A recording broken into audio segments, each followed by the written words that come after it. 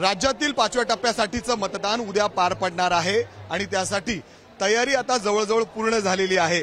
आता मी मुंबईतील धारावी परिसरातील या बस डेपोमध्ये आहे, जिथं ईव्हीएम मशीनचं वाटप या ठिकाणी सुरू आहे। जर आपण बघितलं तर पूर्ण मशीन या ठिकाणी चेक केली जाते, ती पूर्णपणे सील आहे।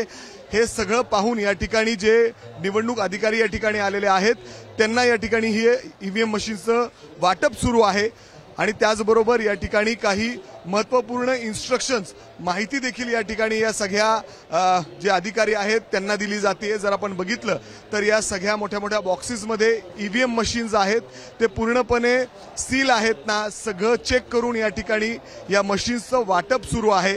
खरं तर मुंबईमध्ये जवळपास 6 लोकसभा मतदारसंघासाठी उद्या मतदान पार पडणार आहे आणि त्यासाठी जय्यत तयारी मुंबईमध्ये आपल्याला पाहायला मिळते।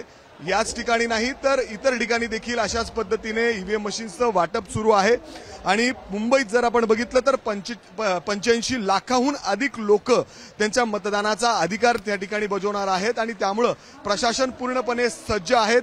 अनेक ठिकाणी खूप सुंदर असे मतदान केंद्र देखील उभारण्यात आलेले आहेत आणि जेणेकरून जास्तीत जास्त लोकांनी मतदानाचा अधिकार, त्यांचा हक्क बजवावा। जर आपण बघितलं तर ही देखील ईव्हीएम मशीन्स आहेत, पूर्णपणे सील आहे, त्याच्यावर नंबर टाकण्यात आलेले आहेत आणि वेगवेगळे इन्स्ट्रक्शन्स देऊन या ठिकाणी या ईव्हीएम मशीन्सचं वाटप सुरू आहे आणि अशा पद्धतीने आता मतदान केंद्र आणि प्रशासन पूर्णपणे मतदानाचा हक्क बजावण्यासाठी सज्ज दिसतंय।